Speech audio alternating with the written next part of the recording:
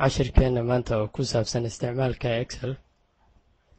waxaad aadaa ama tagtaa start menu computerkaaga hadduu XP yahay start menu. noocyada qaar start buttonka noocyada qaar waa noocan, marmarka qaarna wuxuu u muuqdaa mar waa noocan, marmarka qaarna waa sidan oo kale.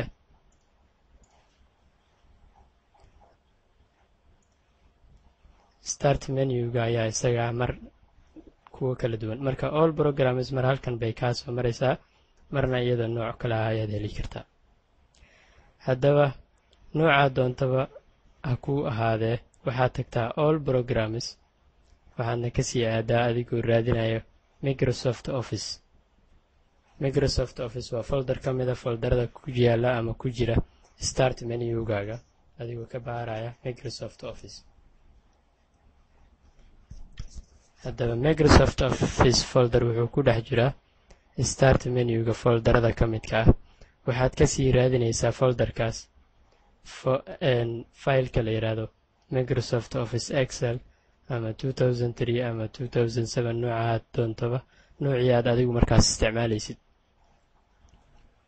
markay halkaa marayso Microsoft Office Excel 2003 ayaan anigu haystaa, halkaas ayaan ka bilaabaynaa markaa cashirkeena maanta. waan furayaa marka open. markuu ii soo kacay Excelka waa shaashadan hadda idin muuqato oo kale. isticmaalkiisana runtii maskaxiyan waxay ku dhisan tahay xisaab.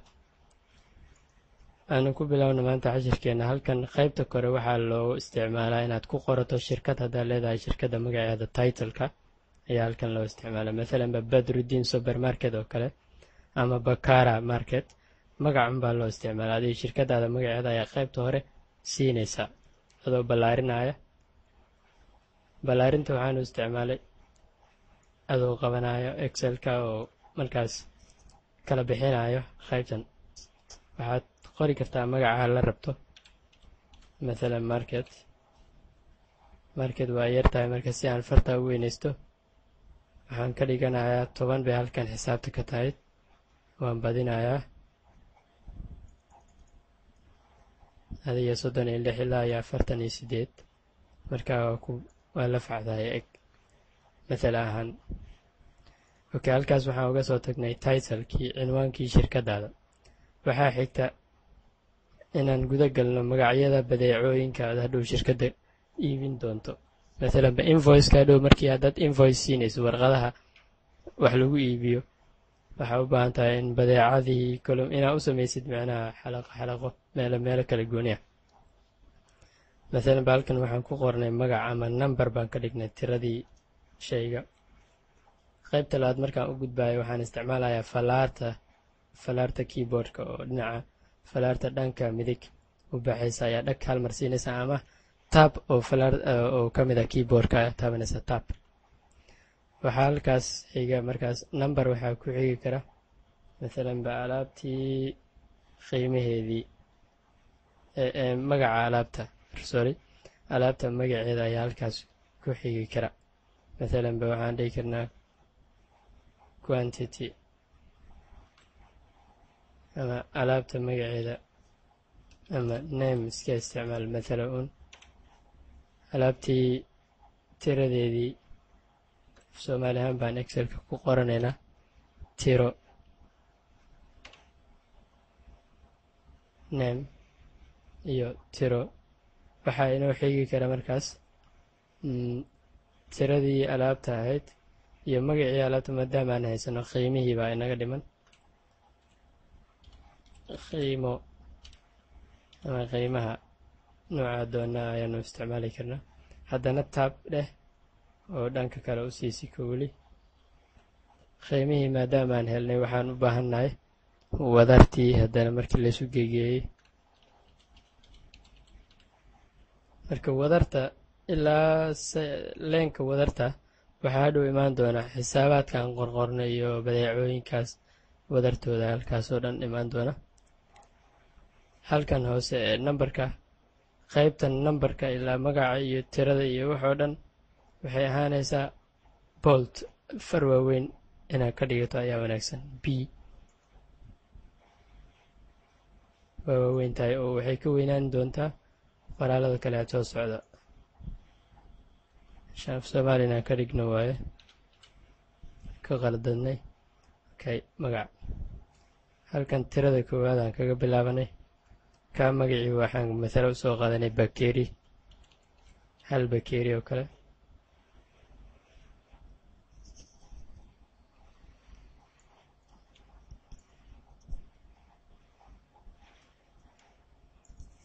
bakeri halkaas masalo usoo qaadanay.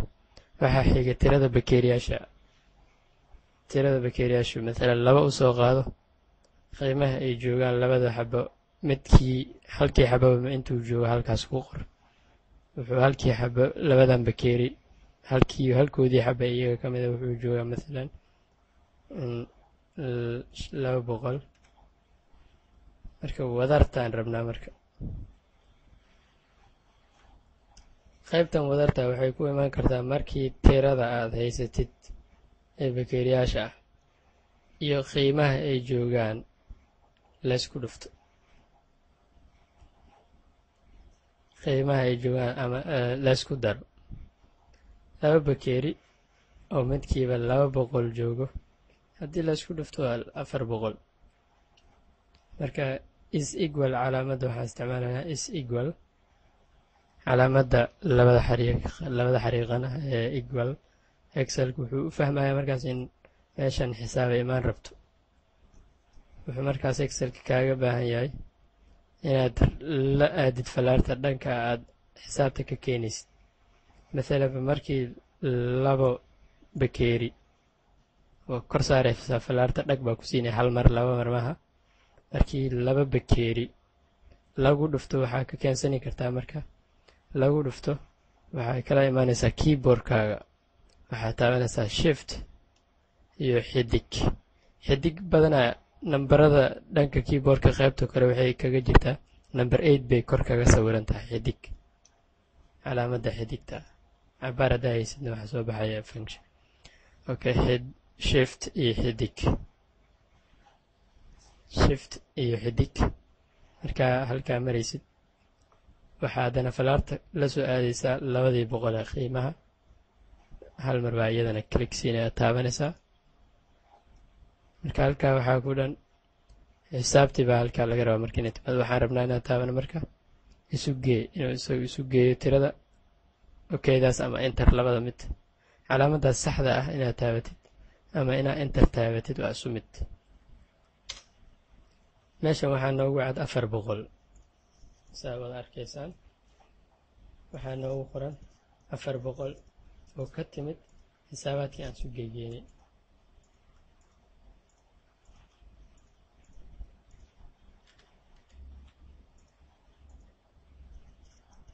400 waxay ku timid 2 bakeri